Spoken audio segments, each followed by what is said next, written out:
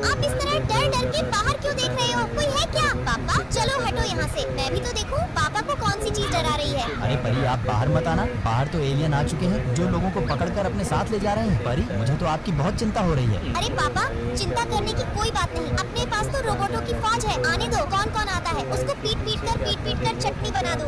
अरे परी, आपने सही कहा था, अपने पास तो रोबोटों की फौज है। आने दो, कौन आता है, मैं भी उसका पजामा फाड़ दूंगा। दोस्तों, अपने प्यारे हाथों से वीडियो को लाइक जरूर कर दें।